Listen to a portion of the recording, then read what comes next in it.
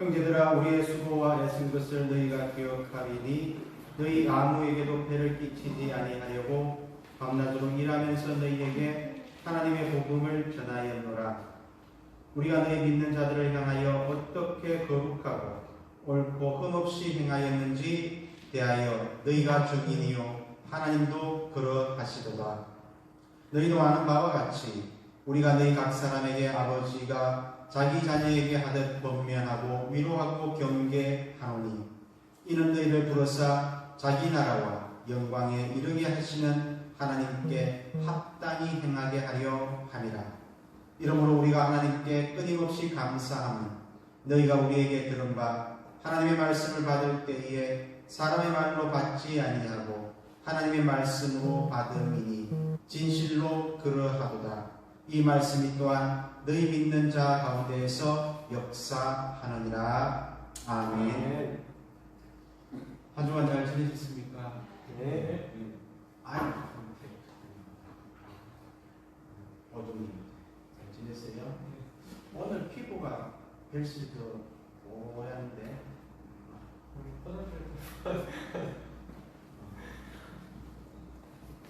우리 윤희자매는 지금 가디건이라 그래요? 옛날에 그랬죠. 무한말 일제시대 때 그죠? 우리 학생들이 입는 그런 마음 똑같이 우리 지연자매는 잘 지냈어요? 일은 힘들잖아요? 진짜? 정말 형은 어떻게 하고 혼자 왔어? 오늘 몸이 안 좋아서. 나는 이렇게 대답하면 형은 뭐 지가 알아서 하지. 아니네. 야, 형의 건강을 또다 일일이 체크하고 알고 있고. 한 집에 살지? 아니요, 따로. 따로 살아? 네. 아, 형님은 황성동. 그때 황성동에 있고. 네, 전 안강에. 안강에 있고. 부모님 안강에. 네? 우리 화목이는 화평이잖아. 아유, 그냥 목자 돌리는 거야. 화평이는 선생님 어떻게 지내야 돼? 네, 수업 듣고 있습니다. 추강이 아니고 등교해 아니면 온라인으로? 온라인으로 온라인으로.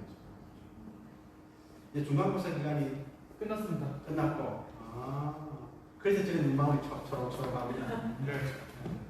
우리 효정님께는 잘 지냈어요? 네. 어떻게?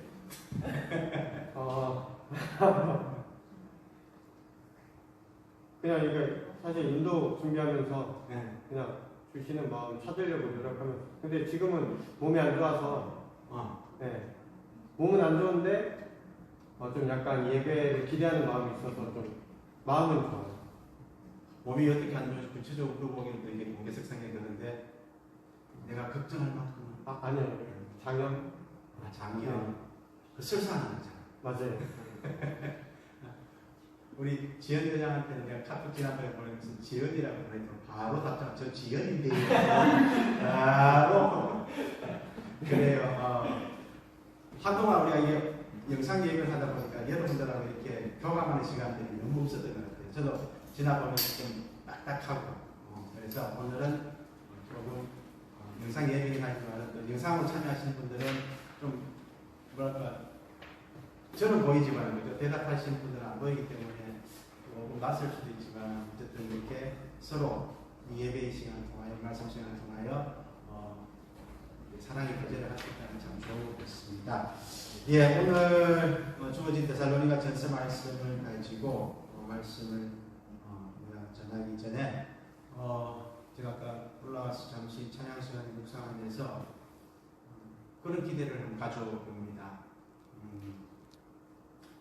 분명 지금 이 동영상 예배에 대해서 페이스북이나 이런 통해서 접하고 있고 매주는 아니지만 정기적으로 보시는 분들도 몇몇 계시고 또 우연히 그렇게 이 영상을 접하실 분도 계실 텐데 어떤 이 경로를 통하든 간에 우리 경주, 안강, 영천 지역에 있는 우리 믿음의 청년들 특별히 각 지교회에서 회장을 맡고 임원을 맡고 그렇게 교회에서의 청년회라는 자치회를 이렇게 이끌고 있는 그런 지도력을 갖고 있는 이 청년들은 이 월요 집회에 대해서 관심을 가져야 합니다. 제가 그래도 다른 목사님들에 비해서 많이 예배를 인도하고 설교를 하고 또 본 교회에서 하기 때문이 아니라 이 월요 집회에 대한 의미들을 이래저래 그래서 여러분들과 함께 말씀으로 함께한 게 2년 가까이 되어가는데 하면서 이렇게 마음속에 생겨나는 의미들이 교회에서 여러분들이 청년의 활동을 하고 예배를 드리는 것 그것이 가치나 의미가 작다는 것이 아니라 여러분들이 속한 교회에서 최선을 다하여 예배하고 또 청년 일꾼으로서 맡겨진 그런 일들을 감당하는 것 참으로 소중하고 귀한 일입니다. 하지만 거기에만 머물러서는 안 됩니다. 왜냐?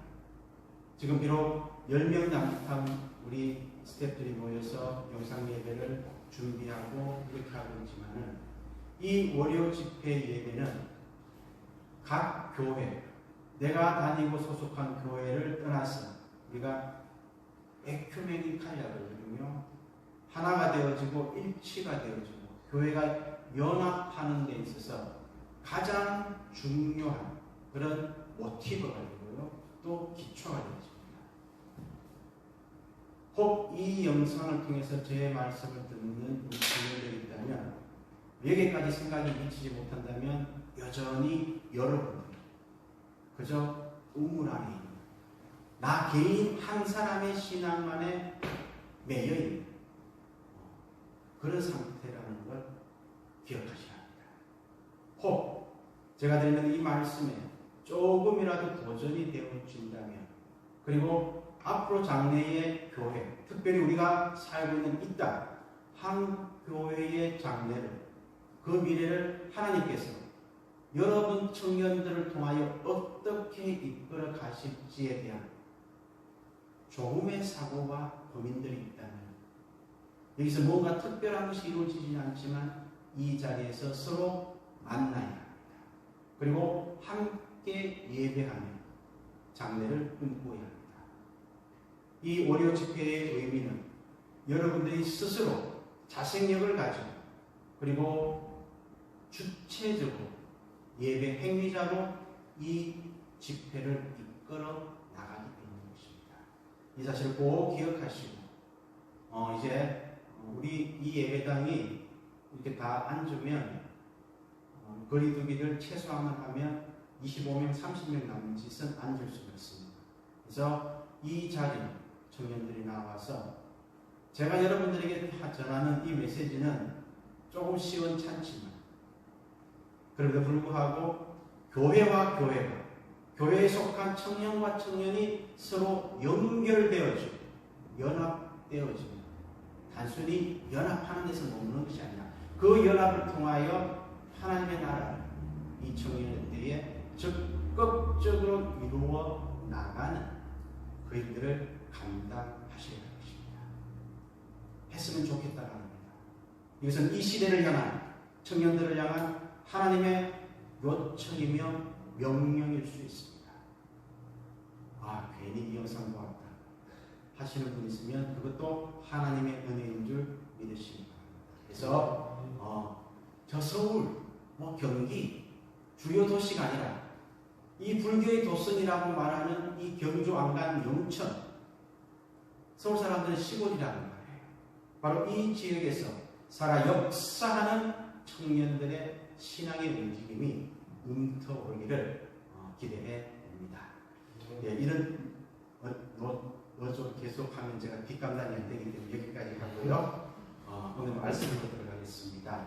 오늘 데살로니가 교회를 향하여 바울이 선 편집을 통해서 바울 선생님이 데살로니가 교인들 그리고 오늘 이 예배에 참여한 우리들에게 어떤 권면 하나님의 말씀을 전하고 있는지 함께 귀 기울여 보겠습니다. 보니까 직장 다니는 분이 여기 지금 숫자가 꼬록 나는데 5명, 학업 중인 사람이 2사람, 그죠? 목회하는 사람이 1사람, 이렇게 좀 8명이 모여 있는데요. 공부를 하든 회사나 자기의 일터에 나와서 일을 하든 사람은 다 일을 하게 됩니다. 그렇죠? 두 사람은 승목이와 합평이는 무슨 일을 하죠? 학업, 그죠? 공부, 학업, 이것도 일이에요. 그죠? 다 일을 하게 되어 있는데, 여러분들 어떻습니까? 일하는 게 즐겁고 마냥 기쁘기만 합니까? 아니면 늘 무엇인가 짐이 되고, 무겁고, 힘들고, 그래서 지치게 만드는, 어느 쪽이 더 많이 작용하네요? 지치게 만들어요. 책만 펴면 막 지침이라고 글자가 써 있어? 우리 집에 그런 애는 있어. 엄청나? 세상의 모든 집은 지 혼자 다 지고 있는. 직장도 마찬가지죠. 아까 우리 지원자매한테 내가 물어보았는데 말로는 안 힘들어요. 그래도 제 아내도 유아교육을 전공했거든요. 공부를 참 오래 했어요. 동양 철학을 했는데 동양 철학과는 상관없이 또 취업을 해야 되겠다 해가지고 결혼하면서 유아교육을 하고, 그래서 제가 신학교를 다니고 또 교육변호사 전도사 생활을 하면서 지금까지는 마찬가지입니다. 어린이집에서 오랫동안 그렇게 아이들을 돌보다가 이제 경주 근천으로 오면서는 이제 초등학교에서 돌봄 교사 해가지고 나이는 조금 늘어났어요. 그때는 뭐 0세에서부터 6세, 7세는 안 받았고 3세, 4세까지 왔는가. 그러다가 지금은 8살, 9살짜리 되고 더 많아. 얼마나 힘든지 몰라요. 그죠? 아마 그런 어려움들이 있을 거예요. 우리 윤희자매는 어때요? 우리 사무실은 다 천사 같은 사람뿐이라 스트레스 안 받고 업무도 뭐 그런 대로 할 만하고. 아니죠. 스트레스가 있죠. 다 그렇다는 겁니다. 우리 오중 형제나 또 효중 형제 이렇게 직장 다녔던 이야기들은 작년에도 좀 많이 나누고 있는데, 다들 일이라고 했을 때 일단 우리가 피부로 느끼는 것은 힘들어요. 학생들이 공부하는 거 참 힘듭니다. 재미가 없거든요. 이게 흥미가 있고 재미가 있어 거기에 빠져들고 하면 힘든 걸 못 느끼는데, 마지 못해 하는 것은 아니지만 뭔가 일에 끌려가는 삶, 혹은 안 하고 싶은데 하지 않으면 안 되는 것, 그죠? 이런 느낌들이 많은 경우 작용을 한다는 것입니다. 그래서 일이라고 했을 때 결코 우리에게 즐거움을 주는 것보다는 괴로움이나 때로는 고통과 때로는 그 내적인 갈등과, 그죠? 직장 다니는 사람들은 그렇잖아요. 특히 처음 입사해서 몇 년 동안에는 사표를 수도 없이 썼다가, 그죠? 지금 윤희자매는 그런 적 있어요? 아직은 무던하기도 해라. 우리 지원자는 그지 이름도 나오고 지금 영상으로 나오는데 그런 우리 회장한테 한 번도 안 물어봤는데 엄청 섭섭한 표정을 짓다. 많이 나한테 질문도 안 하고 있었는데 어떤 일하기 우리 지원자매도 하는 일이 회사 다녀요 아니면 어디에요? 내가 아직도 모릅니다. 안 물어봤는데 회사죠. 어때요? 이렇게 이제 할만해요 아니면 여전히 어려워요? 여전히 어렵죠. 그렇습니다. 목회하는 저는 어떨 것 같아요? 그걸 내가 어떻게 알아요? 그렇지 안 해봤는데 뭐 이렇게 연수가 지나면서 뭐랄까 적응이 되는 부분, 좀 더 익숙해지는 부분이 있는가 하면 목회라는 것이 사람을 이렇게 목양하는, 사람을 케어하는 그 부분이 큰 비중을 차지하기 때문에 일이 뭐 달리 힘든 것이 아니라 사람들의 상황이 늘 변하잖아요. 그죠? 육신적으로도 변하고 건강하던 분이 질병이 있을 수도 있고, 또 이제 청년들은 학교를 졸업하면 취업이라는 이런 또 관문 앞에 놓여지기도 하고 상황들이 변하기 때문에 늘 긴장감 속에서 살아갈 수밖에 없습니다. 어찌되었든 일이라는 것은 결코 만만한 것이 아니라는 거예요. 그런데 우리 일상을 살아가면서 세상 속에서의 삶 가운데서 일도 있지만은 믿음 생활 가운데, 신앙 생활 가운데도 일이 있습니다. 사실 저도 오늘 어떻게 보면 일을 하고 있는 거예요. 그럴까요? 안 그럴까요? 저는 일하러 왔어요. 일이 아니에요. 목사님, 거룩한 설교를 하는데 그것이 일이 될 수 있습니까? 어떻게 생각합니까? 일이에요. 그래, 성동이가 솔직하다 그래서 저도 이런 대답을 하면 저게 맞나 틀렸나 모르나 본데 일이에요. 그죠? 월요일 휴무일 쉬어야 할 때 쉬지 못하고 오늘도 바깥에 일이 있어서 갔다가 8시, 집에 들어오면 8시 20분이에요. 그래서 머리를 아까 예맞추는데 급하게 옷도 갈아입고 해가지고 오는 게 다거든요. 근데 놀랍게도 그래서 만난 사람하고 이야기하면서 오늘 내가 설교하지 않고 예배 시간에 자리에 앉아 있었으면 100% 존다. 몸이 피곤해서. 그런데 놀랍게도 앉아 있으니까 여러분 들으라고 결코 아닙니다. 야, 이러다가 성경이 아직 언제 하려고 지금 이렇게 3,000% 빠지고 있나? 진짜 앉아서 찬양을 함께 뭐 이렇게 따라 부르기도 하면서 힘이 생겨요. 피곤함이 사라져요. 또 집에 가면 또 피곤해지겠지만요. 지금도 마찬가지예요. 그래서 같이 한 사람들한테 이야기하면서 그렇게 피곤할 때는 집에서 나와서 올 때는 오늘은 설교를 20분만 하고 끝내야지. 그런데 항상 하고 나면 40분이다. 오늘도 그럴 것 같아요. 그리고 우리 청년들은 죽으려고 하더라. 그런 이야기를 했는데 그렇습니다. 제가 이렇게 여러분들과 만나고 설교하는 것도 일이에요. 여러분들이 이 자리에서 찬양하고 또 악기로 반주하고 하는 이것도 일이에요. 다만 우리가 신앙과 관계된 일을 할 때 포장하는 것은 아니지만은 그것을 좀 아름답게 표현했을 때 그걸 뭐라고 합니까? 사명이라고 하는 것입니다. 그렇죠? 그렇게 우리가 표현하지만 결국은 일입니다. 그러면 우리에게 한 가지 풀어야 할 숙제가 있습니다. 이 일을 내가 어떻게 바라볼 것인가? 공부하는 학생이 그 공부가 힘겨운 것처럼 여러분들이 이 신앙생활 가운데 이 월요 집회를 위해 수고하고 애쓰는 이것을 감당하는 그 자세는 어떠해야 하는가? 참 쉬운 답이 아닙니다. 그저 언뜻 드는 생각으로 여러분들에게 줄 수 있는 이야기는 제 아들한테도 그런 이야기를 많이 하는데 하고 싶은 것만 하지 말고 꼭 해야 할 것을 해라. 첫 번째 하나의 가이드가 될 수 있습니다. 두 번째는 피할 수 없으면 어떻게 됩니까? 이게 잘 알겠죠? 지금 이제 그게 마음대로 안 돼요. 근데 마음 먹으면 됩니다. 제가 이 월요 집회를 매 월요일마다 나오는 걸 피하고 싶었을까요? 안 피하고 싶었을까요? 야, 목사님이 저러면 되나? 할 수 없습니다. 우리 솔직히 해야 되잖아요. 할 수만 있다면 한 달에 2번만 했으면 좋겠고, 그죠? 하지만 여건이 그게 아니면 굳이 내가 궁색한 변명을 하면서 아마 작년인가 내가 유기자님한테 약속된 예배를 그죠? 한번 빠지면서 전화했던 기억이 있고 한 2번 정도, 2-3번 될 때 그죠? 말고는 안 빠집니다. 어떻게 그렇게 가능할까? 대단한 결심을 가지고 또 하나님의 그 놀라운 은총 속에서 맞아요. 근데 그것이 아니고 딱 내 마음속에 먹어버립니다. 이 시간은 무조건 나옵니다. 다른 생각을 안 하는 거예요. 그것이 어쩌면 피하지 않고 즐기는 그 길의 첫걸음일 수 있습니다.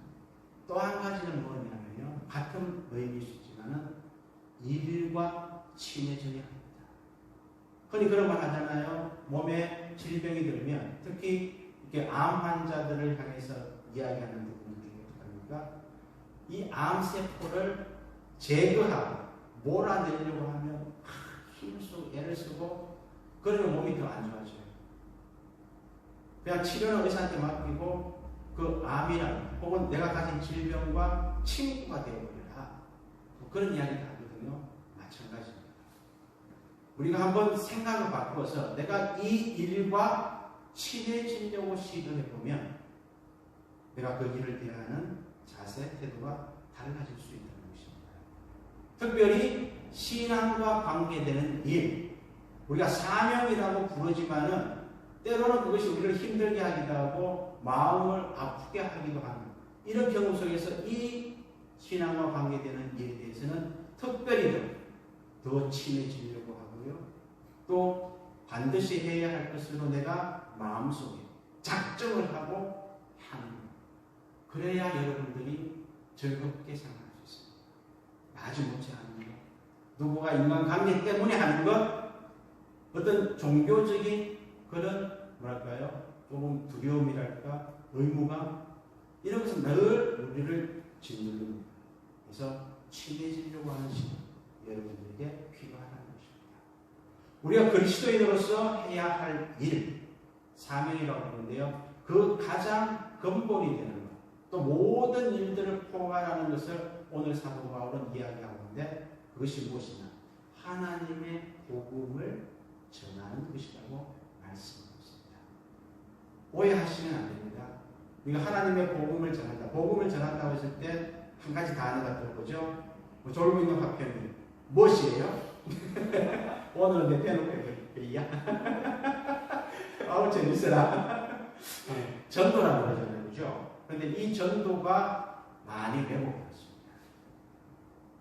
특히 우리가 노방 전도를 한다, 기프레스 전도를 한다고 했을 때 그저 허공에다 대고서 외치고 말아버리는, 그죠?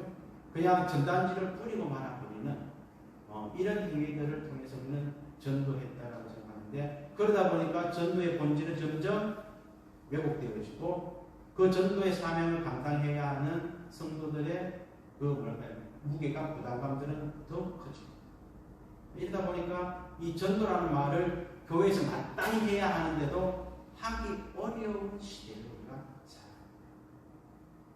복음을 전하는 일, 하나님의 복음을 전하는 일을 사도 바울은 이야기하고 있는데 그러면 이 하나님께서 주신 사명을 우리가 즐거움으로 그리고 마땅히 해야 할 일로 오늘 사도 바울은 합당하게 행한다고 했는데 합당하게 행함으로써 감당할 수 있는, 완수할 수 있는 그 길이 무엇인가? 사도 바울은 오늘 세 가지를 이야기하고 있습니다. 바울 선생님은 자신이 소아시아 지역과 또 멀리는 그리스와 로마에까지 복음을 전하면서 여러 군데서 자비량으로 스스로 일을 하면서 복음을 전했다고 이야기하고 있거든요. 굉장히 중요한 지점입니다. 이것은 무엇이냐면 우리가 복음을 전하는 일이요. 내가 가진 것이 대단하기 때문에 상대의 상태나 상황을 배려하지 않고 야 좋은 거 주니까 알아서 먹어 하고 그냥 막 질러주는 것이 아니라는 거예요. 좀 극단적인 표현을 하면 야 이건 너가 듣도 보도 못한 것이야. 네 평생에 한번 먹어볼 수도 없는 것이니까 처먹어. 죄송합니다. 라고 하는 자세는 안 된다는 것입니다. 그런데 돌이켜보면 우리가 그랬던 것 같기도 합니다. 복음을 전하는 일은 상대에 대한 배려와 타인에게 불편을 끼치지 않으려고 합니다. 사도 바울은 그것을 위해서 정말 진짜 노력하고 있습니다.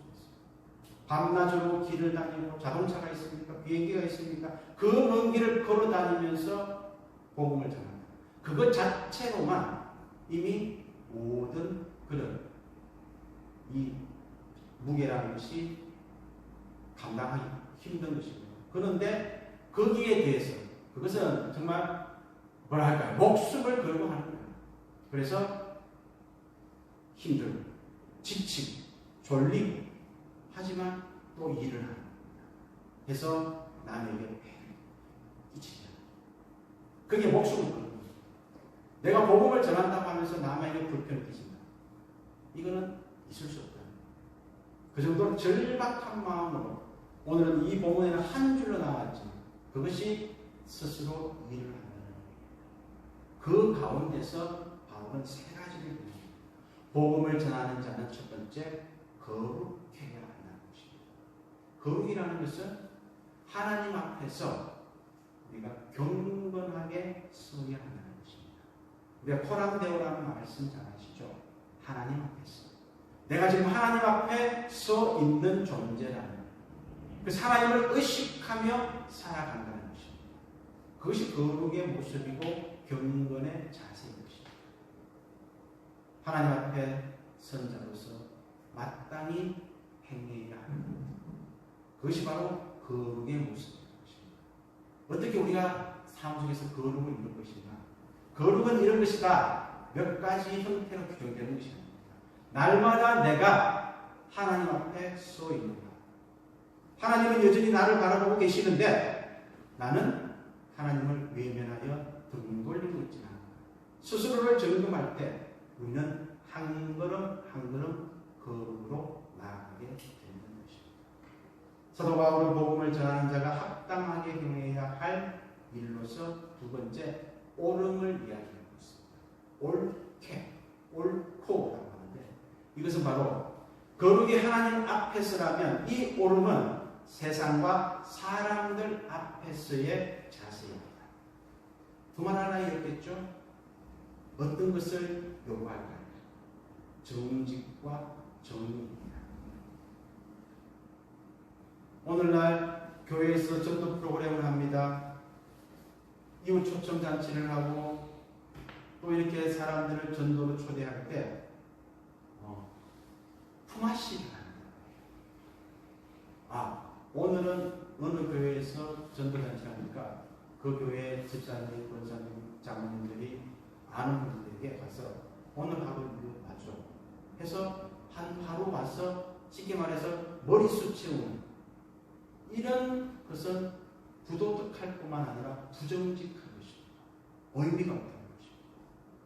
그래서 복음을 전하는 일, 거기에는 이 세상과 사람들 앞에서 정직해야 합니다. 설령 내가 장로라서 3명을 전해요. 한 명도 못해요. 하지만 그렇게 주의를 맞이해요. 그러면서 자신을 돌아보고 하나님의 능력을 구하고 하나님의 도우심을 구하는 것, 그것이 바르고 정직한 자의 자세이지 그저 장로라는 체면 때문에 세 사람이 한 할당량을 채우고 하는 그런 사람과 교회와 하나님 앞에서 부정직한 행위라는 것입니다. 사도 바울은 아마 그런 의미에서 우리가 옳게 행하라고 말씀하고 있습니다. 세 번째, 흠이 없게 행하라. 흠이 없다는 것은요, 흠을 다른 말로 하면 우리 몸을 비유한다면 흉터, 상처예요. 흉터가 언제 생기죠? 그죠? 다쳤을 때, 그죠? 여러분들은 칼 맞은 기억 칼 맞고 이런 말씀은 안 되는데 그런 경험이 없기 때문에 어쨌든 넘어지거나 찔리거나 찢기고 상처가 생기잖아요. 흠이 없다는 것은 이 세상에로부터 공격당할, 비난당할, 비판받을 빌미를 제공하지 말라는 것입니다. 여러 가지로 말할 수 있겠지만 제일 좋은 것은 그리스도인들이, 기독교인들이 이 세상에서 말을 아끼면 됩니다. 어린이집 이야기를 하니까 어린이집 선생님이라서 그런 게 아니고 제가 들은 부분들이 그 부분이니까 교사분이 2분이 계셔요. 근데 한 분은 선임이고 한 분은 부임인데 이 선임 교사분이 교회를 다니셔요. 그래서 신앙에 관계되는 이야기를 할 때는 참 경건하고 거룩해 보이는데 업무에 관해서 이야기할 때는 너무 자기 중심적이고 자기의 이익만을 챙기는 이런 이중성을 보니까 그 부임 선생님이 이 선생님을 보면서 그 사람에 대한 평가뿐만 아니라 무슨 평가까지 같이 하겠습니까? 세상 사람들은 그렇게 이야기하는 거예요. 교회 다니는 사람들 다 저렇구나 이래 돼요. 교회를 욕되게 하고 하나님을 욕되게 하는 것입니다. 이것이 공격받는 빈, 험이 없게 한다는 것은 그런 의미입니다. 세상은요, 세상이 악하고 못돼서가 아니라 생리가 그렇습니다. 그리스도인들이 착하고 선해서 늘 공격당하고 피해보는 것이 아니라 우리가 옳게 살려고 할 때 세상은 늘 우리를 공격합니다. 마치 사자가 그 사냥감을 움켜쥐으려 하는 것처럼 노리고 지켜온다는 것입니다. 항상 지혜롭게 남에게 험을 잡힐 일을 하지 않도록 하는 것. 이것이 복음을 전하는 자의 자세라고 사도 바울은 얘기하고 있습니다. 그저 윤리적인 도덕적인 이야기가 아니라 우리 신앙의 가장 근본이 되는 일, 사명을 감당하는 것, 복음을 전하는 일에 있어서 거룩하고 옳고 험없이 행하라. 바울 사도는 말씀합니다. 참 어렵습니다. 저도 이렇게 이야기하지만 저 자신은 그런가? 벌써 설교 시간이 35분이 지나거든요. 오늘 40분 채우겠다는 거죠. 참 부끄럽지만은 그렇지 않습니다. 제가 고등학교 때 담임 목사님 누구라고 제가 언급하지 않겠습니다. 이렇게 학생 때였는데 서로 이야기할 기회가 있어서 제가 막 그렇게 질문을 했는지 아니면 목사님이 스스로 다른 계기로 말씀하신 명확하지 않는데 목사가 설교를 하고 그것을 다 지키느냐? 그렇지는 않은 거죠. 그래서 그러면 그런 부분들에 대한 이 괴리는 어떻게 해소하면 해소를 감당합니까? 했을 때 늘 그 부족함을 가지고 하나님 앞에 나아간다는 것입니다. 그것은 위선이나 거짓이 아니라 하나님의 말씀을 선포하는 것은 말씀의 기준에서 선포하는 것이고 거기에 자신도 비추어 본다는 겁니다. 그리고 그 부족한 부분들은 하나님 앞에 있는 그대로 가지고 나아갑니다. 그 말로 기억한다는 것입니다. 저희 역시도 마찬가지입니다. 거룩하고 옳고 험없이 참 어려운 일입니다. 그래서 여기서 시간으로 본다면 마무리하면 좋겠지만 그러면 이게 참 마무리가 안 되잖아요. 그럼 오늘 본문에서 이렇게 거룩하고 옳고 험없이 행할 수 있는 능력이 어디에서 오는가? 바울은 이야기하고 있습니다. 데살로니가 교인들을 향해서요.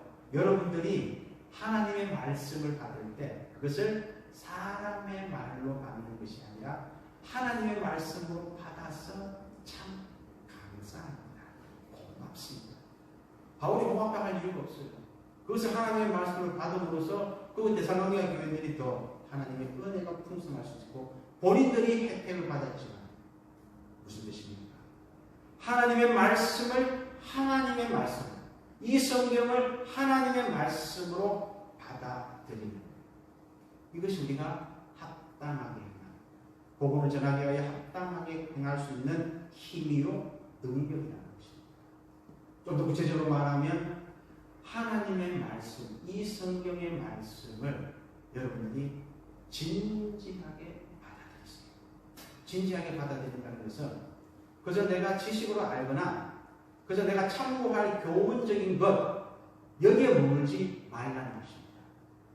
말씀을 상고하고 묵상하고 또 설교 시간을 통하여 집중해서 들으면서 그것이 나에게 어떤 울림을 주고 변화를 주고 내 삶을 변화시키는지를 스스로 자기 자신을 지켜보면서 이끌고 나가야 하는 것입니다.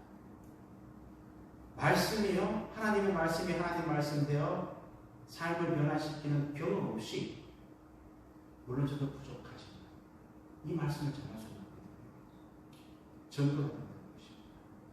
그래서 여러분들도 하나님의 말씀은 살아 생명력이 있는 것입니다.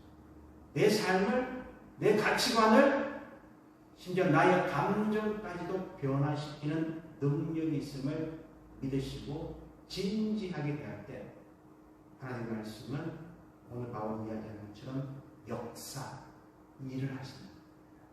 그 말씀의 일하심을 우리가 경험할 때 우리의 믿음은요 좀 힘이 납니다.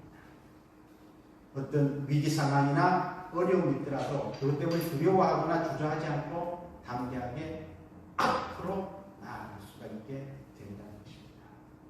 합당하게 행하는 거룩함과 옳음과 흠 없이 복음 전하는 그 일, 그리스도인의 사명을 감당할 때 그리고 그것을 감당하기 위해서 살아 역사하는 하나님의 말씀을 받아들일 때 여러분들에게는 놀라운 결과가 주어집니다.